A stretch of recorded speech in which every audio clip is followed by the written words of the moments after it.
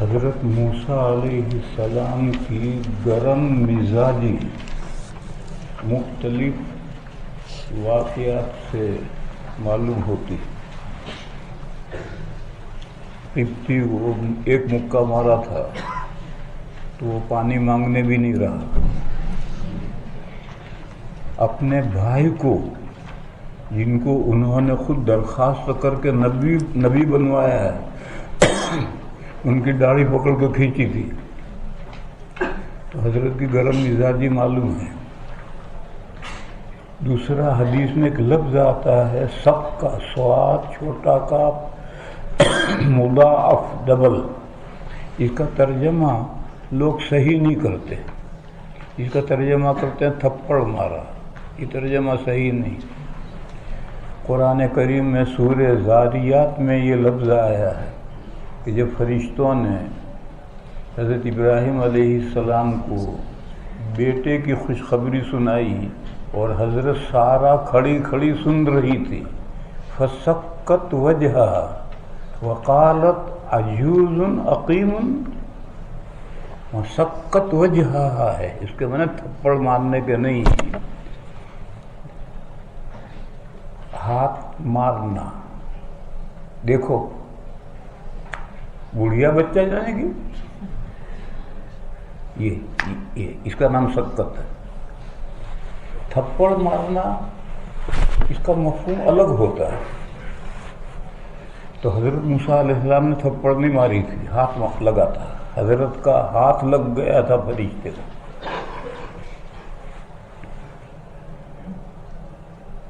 پھر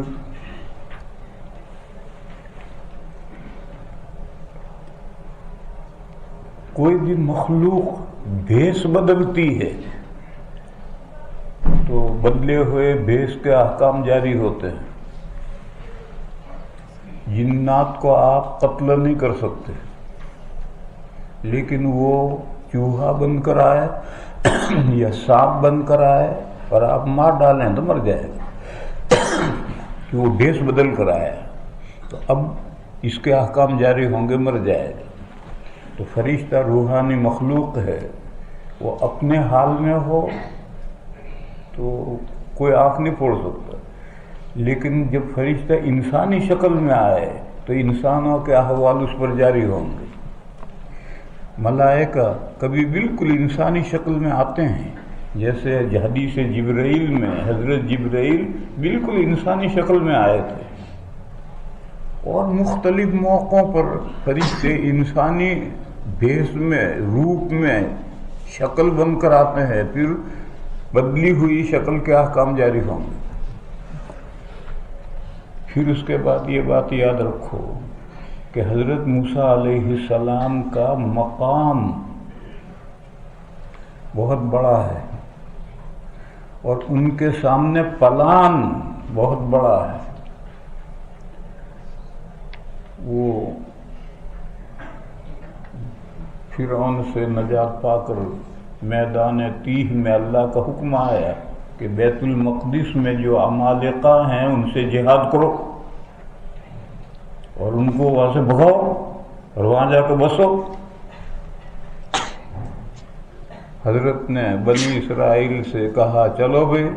انہوں نے کہا آپ اور آپ کا خدا جائیے جہاد کیجئے، ہم تو یہاں انڈے دے رہے ہیں. تو اللہ میں نے کہا کہ 40 سال انڈے دینے پڑیں گے. بہرحال 40 سال کی سزا مل گئی. جیسے جیل میں سزا ملتی ہے کہ 20 سال کی جیل، اب 20 سال سے پہلے نہیں نکلے گا، ایسے ان کو 40 سال کی جیل ہو گئی. اب موسیٰ علیہ السلام کے سامنے پلان یہ ہے.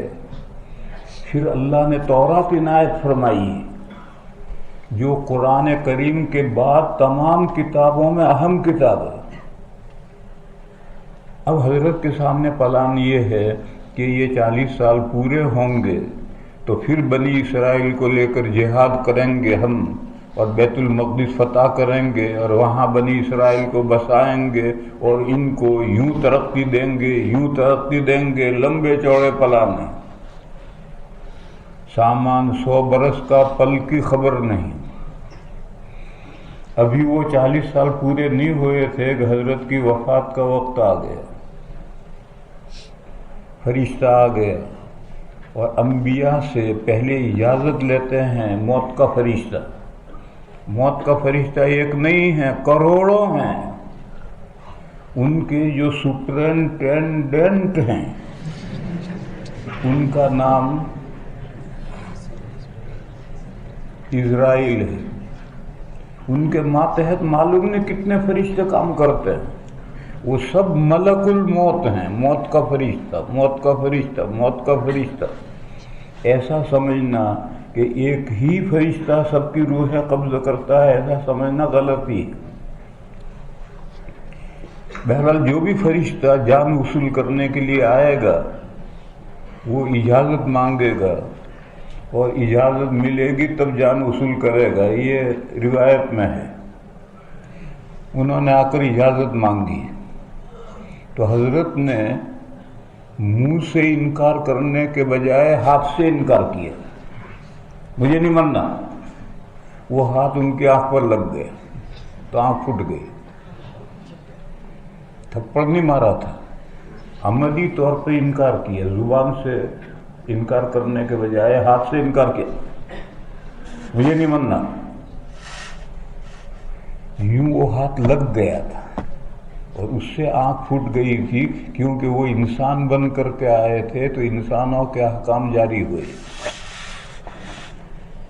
فرشتہ گیا، اللہ سے عرض کیا، آنکھ اللہ نے ٹھیک کر دی ان کی۔ اللہ نے پھر بھیجا کہ دوبارہ جاؤ میرے بندے کے پاس، اس سے کہو کہ آپ سفید بیل کی پیٹھ پر ہاتھ رکھیں، اس کے نیچے جتنے بال آئیں گے اتنے سال آپ کی زندگی بڑھ جائے گی۔ آئے، بتلایا۔ تو حدیث میں ہے کہ فرشتے سے نہیں پوچھا، اللہ سے پوچھا۔ موسیٰ علیہ السلام نے کہا اے میرے پروردگار پھر کیا ہوگا؟ تو اللہ نے فرمایا پھر تو مرنا پڑے گا۔ تو حضرت نے فرمایا پھر میں اسی وقت تیار ہوں۔ اب کیوں تیار ہو گئے؟ کہ وہ فرشتہ چلا گیا۔ تو اب حضرت نے سوچا، دیکھو موت اللہ سے ملنے کا پل ہے، برج ہے، اس برج سے گزر کر اللہ سے ملنا ہے۔ وصل حبیب کا جذبہ غالب آیا اور سوچا کہ میں کیا اور میرا پلان کیا، میں رہوں گا تو بھی وہی ہوگا جو اللہ چاہتے ہیں، اور نہیں رہوں گا تو بھی وہی چاہتے ہیں جو اللہ چاہتے ہیں، وہی ہوگا۔ تو وصل حبیب کا جذبہ، وصل حبیب کا جذبہ غالب آ گیا۔ پر دوسری مرتبہ جب فرشتہ آیا تو حضرت نے فرمایا کہ میں ابھی تیار ہوں، بس میری ایک آرزو ہے کہ میں بیت المقدس سے اتنا قریب ہو جاؤں کہ پتھر پھینکیں تو وہ بیت المقدس تک پہنچ جائے، اتنا قریب ہو جاؤں، اتنی میری آرزو ہے۔ چنانچہ ان کے لیے گھیرا توڑ دیا۔ وہ جو گھیرا تھا کہ 40 سال اس میں سے نکلیں گے نہیں، وہ گھیرا حضرت کے لیے ٹوٹ گیا، اور حضرت اتنے قریب جب تشریف لے گئے تو وہاں روح قبض کی فرشتے نے اور وہیں قبر بنی۔ حضور نے صحابہ سے کہا جب میں معراج میں گیا تھا تو بیت اللہ سے بیت المقدس گئے تھے، تو جس روڈ پر حضور گئے ہیں براق لے کر گیا ہے، اس روڈ پر سڑک کے سرخ ٹیلا، سڑک کے پاس ایک سرخ ٹیلا ہے، وہاں حضرت موسیٰ کی قبر ہے۔ حضور نے فرمایا کہ تم اگر میرے ساتھ ہوتے تو میں تمہیں بتاتا اس قبر کو کہ دیکھو یہ موسیٰ علیہ السلام کی قبر۔ روایت پوری ہوئی۔ اس حدیث کی بنیاد پر قبر مشخص نہیں کی جا سکتی، اس لیے کہ یہ تو ہزاروں برس پہلے کا واقعہ ہے، اس قبر کی کون حفاظت کرے گا؟ پھر وہاں تو شہر میں داخل ہونے کے بے شمار راستے ہیں، حضور کون سے راستے سے داخل ہوئے تھے اللہ جانے۔ پھر شہر اس وقت کتنا تھا، اب تو بڑھتا بڑھتا کہیں سے کہیں پہنچ گیا۔ اس لیے اس حدیث کی وجہ سے اس قبر کو مسخر کرنا ممکن نہیں ہے۔